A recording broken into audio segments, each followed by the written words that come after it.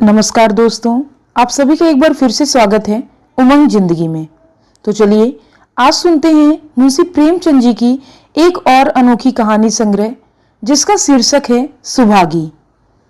इस कहानी में एक ऐसी पुत्री की कहानी बताई गई है जिसने यह साबित कर दिया है कि माता पिता की सेवा पुत्र से अधिक पुत्री कर सकती है।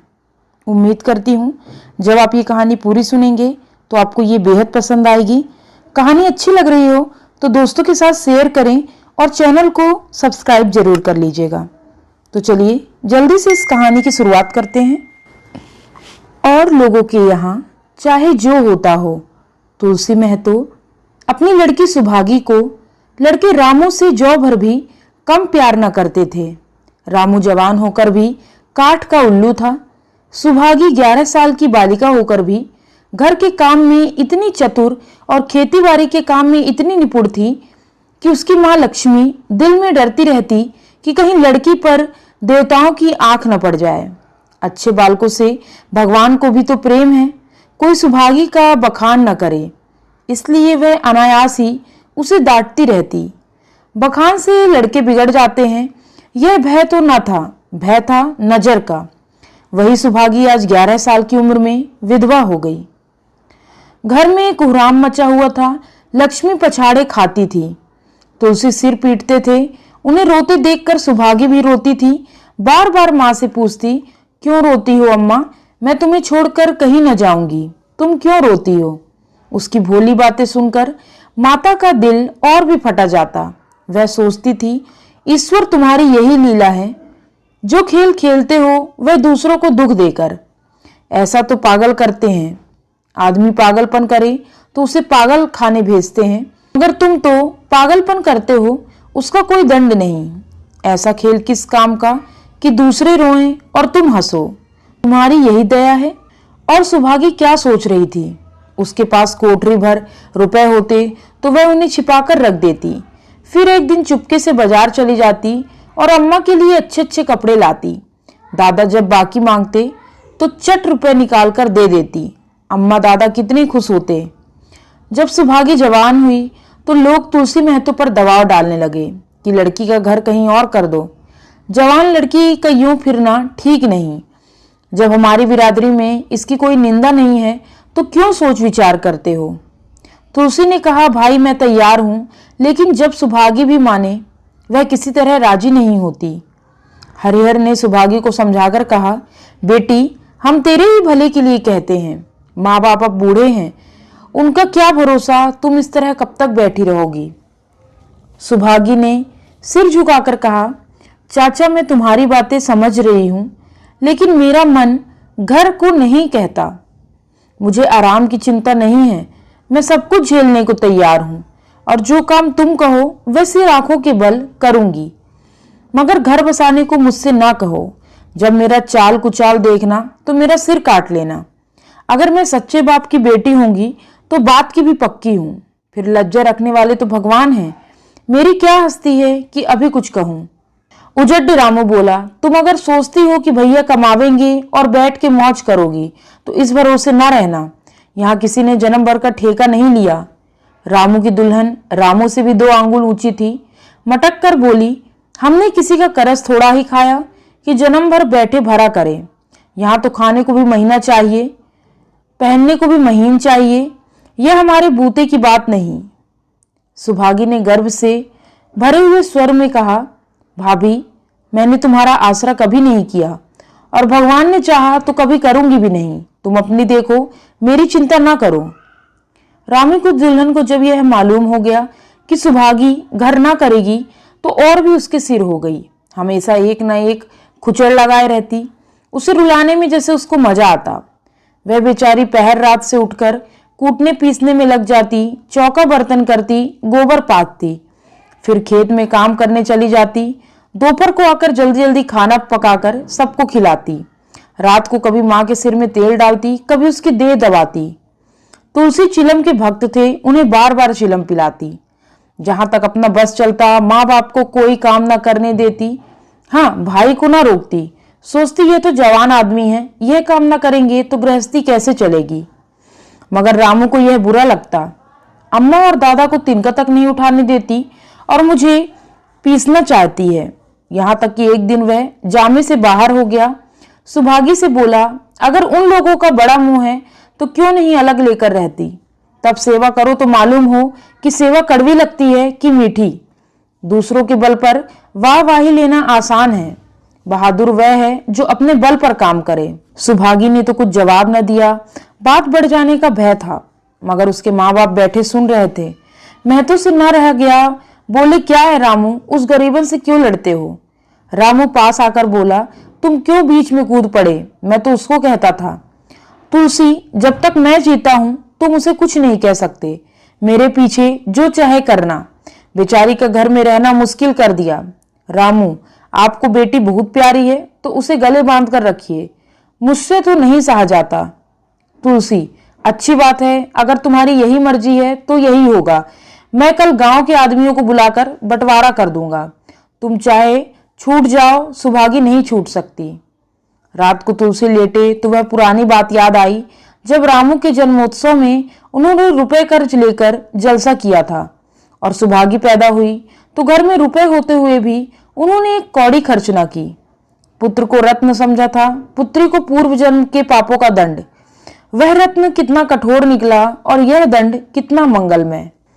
दूसरे दिन महतो ने गांव के आदमियों को जमा करके कहा, पंचो, अब रामू का और मेरा एक में निवाह नहीं होता। मैं चाहता हूं कि तुम लोग इंसाफ से जो कुछ हो मुझे दे दो, वह लेकर अलग हो जाऊंगा। रात दिन की किचकिच अच्छी नहीं। गांव के मुख्तार बाबू सजन सिंह बड़े सज्जन पुरुष थे। उन्होंने रामू को बुलाकर पूछा, क्यों जी, तुम अपने माँ बाप से अलग रहना चाहते हो?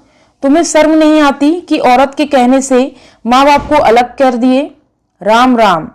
रामू ने ढिठाई के साथ कहा, जब एक में गुजर ना हो तो अलग हो जाना अच्छा है। सजन सिंह, तुमको एक में क्या कष्ट होता है? रामू, एक बात हो तो बताऊं। सजन सिंह, कुछ तो बतलाओ। रामू, साहब, एक में मेरा इनका साथ निभाया ना होगा, बस मैं और कुछ नहीं जानता। यह कहता हुआ रामू वहां से चलता बना। तुलसी, देख लिया आप लोगों ने इसका मिजाज। आप चाहे 4 हिस्से में 3 हिस्से उसे दे दे, पर अब मैं इस दुष्ट के साथ ना रहूंगा। भगवान ने बेटी को दुख दे दिया। नहीं, मुझे खेती बाड़ी लेकर क्या करना था? जहां रहता वहीं कमाता खाता। भगवान ऐसा बेटा 7वें बैरी को भी ना दे।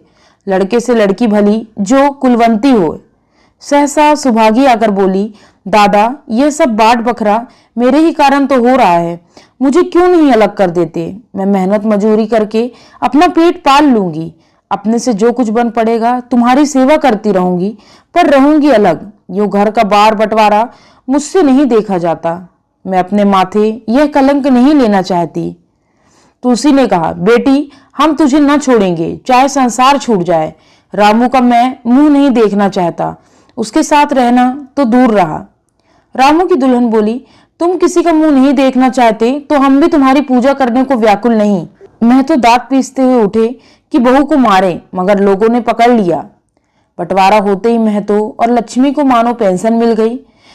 पहले तो दोनों सारे दिन सुभागी के मना करने पर भी कुछ न कुछ करते ही रहते, पर अब उन्हें पूरा विश्राम था। पहले दोनों दूध घी को तरसते। सुभागी ने कुछ रुपए बचाकर एक भैंस ले ली। बूढ़े आदमियों की जान तो उनका भोजन है, अच्छा भोजन न मिले तो वे किस आधार पर रहें? चौधरी ने बहुत विरोध किया, कहने लगे, घर का काम यूं ही कम है कि तू यह नया झंझट पाल रही है। सुभागी उन्हें बहलाने के लिए कहती, दादा, दूध के बिना मुझे खाना नहीं अच्छा लगता। लक्ष्मी ने हंसकर कहा, बेटी, तू झूठ कब से बोलने लगी? कभी दूध हाथ से तो छूती नहीं, खाने की कौन कहे? सारा दूध हम लोगों के पेट में ठूस देती है।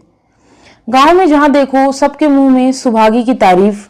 लड़की नहीं देवी है, 2 मर्दों का काम भी करती है, उस पर माँ बाप की सेवा करती है।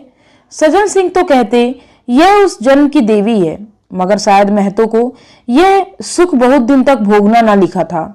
7-8 दिन से महतो को जोर का ज्वर चढ़ा हुआ, देह पर कपड़े का तार भी नहीं रहने देते। लक्ष्मी पास बैठी रो रही थी। सुभागी पानी लिए खड़ी है। अभी एक क्षण पहले महतो ने पानी मांगा था, पर जब तक वह पानी लावे उनका जी डूब गया और हाथ पांव ठंडे हो गए। सुभागी उनकी यह दशा देखते ही रामू के घर गई और बोली, भैया, चलो देखो आज दादा ने ना जाने कैसे हुए जाते हैं, 7 दिन से ज्वर नहीं उतरा। रामू ने चारपाई पर लेटे लेटे कहा, तो क्या मैं डॉक्टर हकीम हूं कि देखने चलूं? जब तक अच्छे थे तब तक तो तुम उनके गले का हार बनी हुई थी, अब जब मरने लगे तो मुझे बुलाने आई हो। उसी वक्त उसकी दुल्हन अंदर से निकल आई और सुभागी से पूछा, दादा को क्या हुआ है दीदी? सुभागी के पहले रामू बोल उठा, हुआ क्या है, अभी कोई मरे थोड़े ही जाते हैं। सुभागी ने फिर उससे कुछ न कहा, सीधे सज्जन सिंह के पास गई। उसके जाने के बाद रामू हंसकर स्त्री से बोला, त्रिय चरित्र इसी को कहते हैं। स्त्री, इसमें त्रिय चरित्र की क्यों बात है, चले क्यों नहीं जाते? रामू, मैं नहीं जाने का। जैसे उसे लेकर अलग हुए थे वैसे उसे लेकर रहें, मर भी जाएं तो ना जाऊं। स्त्री, मर जाएंगी तो आग देने तो जाओगे, तब कहां भागोगे? रामू, कभी भी नहीं, सब कुछ उनकी प्यारी सुभागी कर लेगी। स्त्री, तुम्हारे रहते वह क्यों करने लगी? रामू, जैसे मेरे रहते उसे लेकर अलग हुए और कैसे? स्त्री, नहीं जी, ये अच्छी बात नहीं, चलो देख आवे, कुछ भी हो बाप ही तो है, फिर गांव में कौन मुंह दिखाओगे? रामू, चुप रहो, मुझे उपदेश मत दो। उधर बाबू साहब ने ज्यों ही महतो की हालत सुनी तुरंत सुभागी के साथ भागे चले आए। यहाँ पहुंचे तो महतो की दशा और खराब हो चुकी थी। नाड़ी देखी तो बहुत धीमी थी, समझ गए कि जिंदगी के दिन पूरे हो गए हैं। मौत का आतंक छाया हुआ था। सजल नेत्र होकर बोले, महतो भाई कैसा जी है? महतो जैसे नींद से जाकर बोले, बहुत अच्छा है भैया, अब तो चलने की बेला है। सुभागी के पिता अब तुम ही हो, उसे तुम्ही को सौंप जाता हूं। सज्जन सिंह ने रोते हुए कहा, भैया महतो घबराओ मत, भगवान ने चाहा तो तुम अच्छे हो जाओगे। सुभागी को तो मैंने हमेशा अपनी बेटी समझा और जब तक जीऊंगा ऐसा ही समझता रहूंगा, तुम निश्चिंत रहो।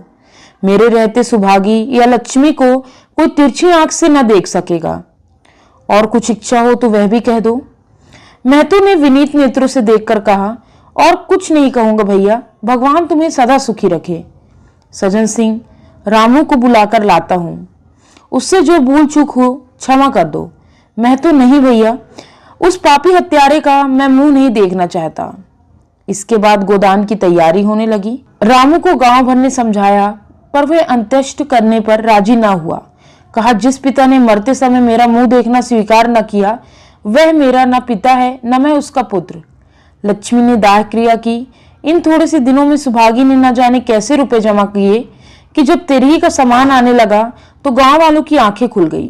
बर्तन, कपड़े, घी, शक्कर, सभी सामान इफरात से जमा हो गए। रामू देख देख कर जलता और सुभागी उसे जलाने के लिए सबको यह सामान दिखाती। लक्ष्मी ने कहा, बेटी घर देखकर खर्चा करो, अब कोई कमाने वाला नहीं बैठा, आप ही कुआं खोदना है और पानी पीना है। सुभागी बोली, बाबूजी का काम तो धूमधाम से ही होगा अम्मा, चाहे घर रहे या जाए। बाबूजी फिर थोड़े ही आवेंगे।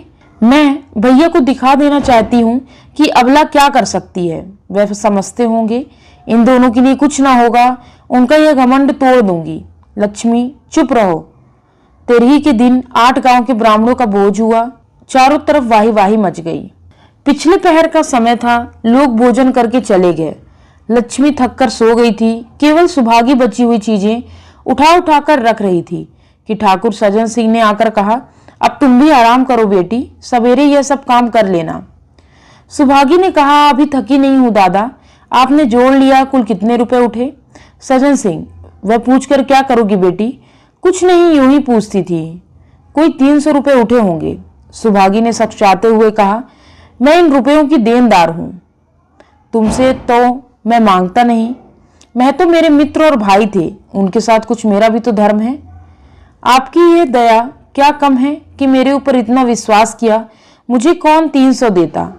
सज्जन सिंह सोचने लगे, इस अबला की धर्म बुद्धि का कहीं वार पार भी है या नहीं। लक्ष्मी उन स्त्रियों में थी जिनके लिए पति वियोग जीवन स्रोत का बंद हो जाना है। 50 वर्ष के चिर सहवास के बाद अब यह एकांत जीवन उसके लिए पहाड़ हो गया। उसे अब ज्ञात हुआ कि मेरी बुद्धि, मेरा बल, मेरी सुमति, मानो सबसे मैं वंचित हो गई। उसने कितनी बार ईश्वर से विनती की कि मुझे स्वामी के सामने उठा लेना, मगर उसने यह विनती स्वीकार न की। मौत पर अपना काबू नहीं तो क्या जीवन पर भी काबू नहीं? वह लक्ष्मी जो गांव में अपनी बुद्धि के लिए मशहूर थी, जो दूसरों को सीख दिया करती थी, अब बौरही हो गई। सीधी सी बात करते नहीं बनती। लक्ष्मी का दाना पानी उसे उसी दिन से छूट गया। सुभागी के आग्रह पर चौके में जाती, मगर कौरकंठ के नीचे न उतरता। 50 वर्ष हुए, एक दिन भी ऐसा न हुआ कि पति के बिना खाए। अब उस नियम को कैसे तोड़े? आखिर उसे खांसी आने लगी। दुर्बलता ने जल्द ही खाट पर डाल दिया। सुभागी अब क्या करे? ठाकुर साहब के रुपए चुकाने के लिए दिलो जान से काम करने की जरूरत थी। यहाँ माँ बीमार पड़ गई। अगर बाहर जाए तो माँ अकेली रहती, उनके पास बैठे तो बाहर का काम कौन करे? माँ की दशा देखकर सुभागी समझ गई कि इनका परवान भी आ पहुंचा। महतो को भी तो यही ज्वर था। गांव में और किसे फुर्सत थी कि दौड़ धूप करता। सज्जन सिंह दोनों वक्त आते, लक्ष्मी को देखते, दवा पिलाते, सुभागी को समझाते और चले जाते, मगर लक्ष्मी की दशा बिगड़ती जाती। यहाँ तक कि 15वें दिन वह भी संसार से सिधार गई। अंतिम समय रामू आया और उसके पैर छूना चाहता था, पर लक्ष्मी ने उसे ऐसी झिड़की दी कि वह उसके समीप न जा सका। सुभागी को उसने आशीर्वाद दिया, तुम्हारी जैसी बेटी पाकर तर गई। मेरा क्रियाकर्म तुम ही करना। मेरी भगवान से यही अर्जी है कि उस जन्म में भी तुम मेरी कोख पवित्र करो। माता के देहांत के बाद सुभागी के जीवन का केवल एक लक्ष्य रह गया, सज्जन सिंह के रुपए चुकाना। 300 पिता के क्रियाकर्म में लगे, लगभग 200 माता के में लगे, 500 का ऋण था और उसकी अकेली जान, मगर वह हिम्मत ना हारती। 3 साल तक सुभागी ने रात को रात और दिन को दिन न समझा। उसकी कार्य शक्ति और पौरुष देखकर लोग दांतों तले उंगली दबाते। दिन भर खेती बाड़ी का काम करने के बाद वह रात को 4-4 पसेरी आटा पीस डालती। तीसरे दिन 15 रुपए लेकर वह सज्जन सिंह के पास पहुंच जाती। इसमें कभी नागा न पड़ता। यह मानव प्रकृति का अटल नियम था। अब चारों ओर से उसकी सगाई के पैगाम आने लगे। सभी उसके लिए मुंह फैलाए हुए थे। जिसके घर सुभागी जाएगी उसके भाग्य फिर जाएंगे। सुभागी यही जवाब देती, अभी वह दिन नहीं आया। जिस दिन सुभागी ने आखिरी किस्त चुकाई, उस दिन उसकी खुशी का ठिकाना न था। आज उसके जीवन का कठोर व्रत पूरा हो गया। वह चलने लगी तो सज्जन सिंह ने कहा, बेटी तुमसे मेरी एक प्रार्थना है। कहो कहूं, कहो ना कहूं, मगर वचन दो कि मानोगी। सुभागी ने कृतज्ञ भाव से देखकर कहा, दादा आपकी बात ना मानूंगी तो किसकी मानूंगी? मेरा तो रोया रोया आपका गुलाम है। सज्जन सिंह, अगर तुम्हारे मन में यह भाव है तो मैं ना कहूंगा। मैंने अब तक तुमसे इसलिए नहीं कहा कि तुम अपने को मेरा देनदार समझ रही थी। अब रुपए चुक गए, मेरा तुम्हारे ऊपर कोई एहसान नहीं, रत्ती भर भी नहीं। बोलो कहूं? सुभागी, आपकी जो आज्ञा हो। सज्जन सिंह, देखो इनकार ना करना, नहीं मैं फिर तुम्हें अपना मुंह ना दिखाऊंगा। सुभागी, क्या आज्ञा है? सज्जन सिंह, मेरी इच्छा है कि तुम मेरी बहू बनकर मेरे घर को पवित्र करो। मैं जात पात का कायल हूं, मगर तुमने मेरे सारे बंधन तोड़ दिए। मेरा लड़का तुम्हारे नाम का पुजारी है, तुमने उसे 12 देखा है। बोलो मंजूर करती हो? सुभागी, दादा इतना सम्मान पाकर पागल हो जाऊंगी। सज्जन सिंह, तुम्हारा सम्मान भगवान कर रहे हैं बेटी, तुम साक्षात भगवती का अवतार हो। सुभागी, मैं तो आपको अपना पिता समझती हूँ। आप जो कुछ करेंगे मेरे भले के लिए ही करेंगे। आपके हुक्म को कैसे इनकार कर सकती हूँ? सज्जन सिंह ने उसके माथे पर हाथ रखकर कहा, बेटी तुम्हारा सुहाग अमर हो। तुमने मेरी बात रख ली। मुझसे भाग्यशाली संसार में और कौन होगा? उम्मीद करती हूँ दोस्तों यह कहानी आपको बेहद पसंद आई होगी।